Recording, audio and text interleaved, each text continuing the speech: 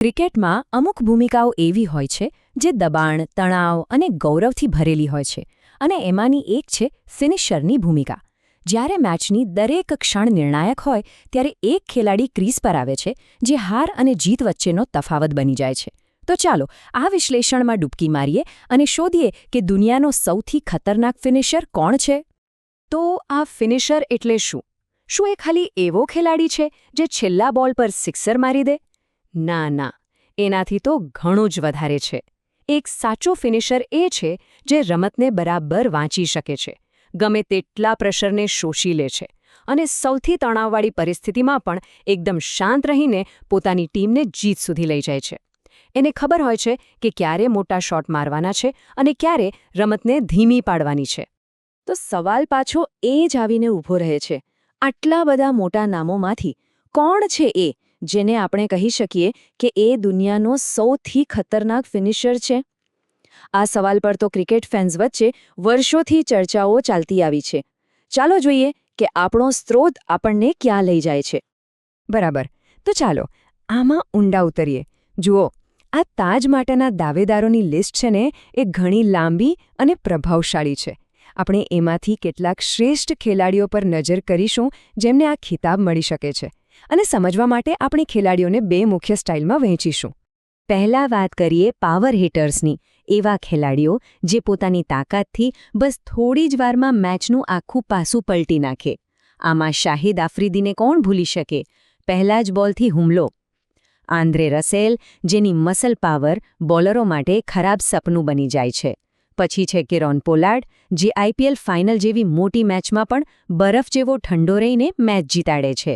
અને હા, સાઉથ આફ્રિકાના લેન્સ ક્લુસનર, જેણે 1999 વર્લ્ડ કપમાં લગભગ એકલા હાથે જ ટીમને ફાઇનલ સુધી પહોંચાડી દીધી હતી.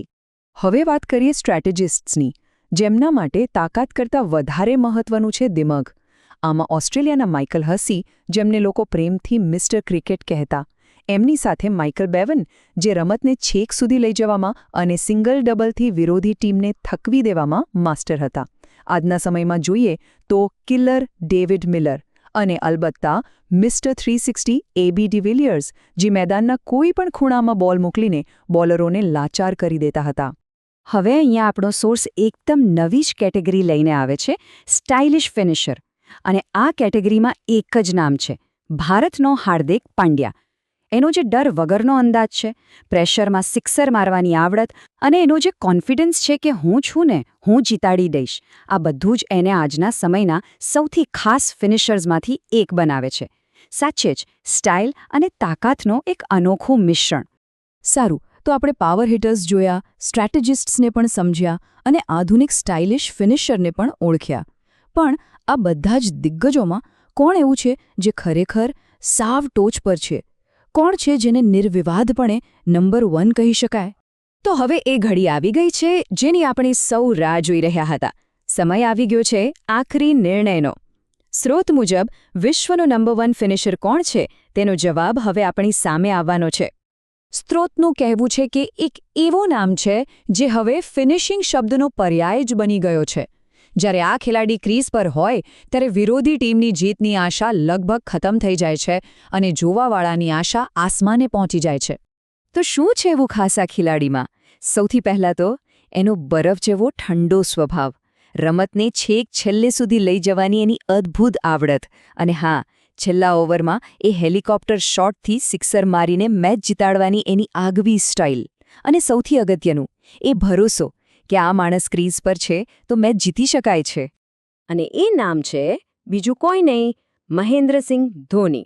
હા, સ્ત્રોતનું માનીએ તો આ બધા જ દિગ્ગજો કરતાં એક ડગલું આગળ. ધી અલ્ટિમેટ ફિનિશર છે MS ધોની.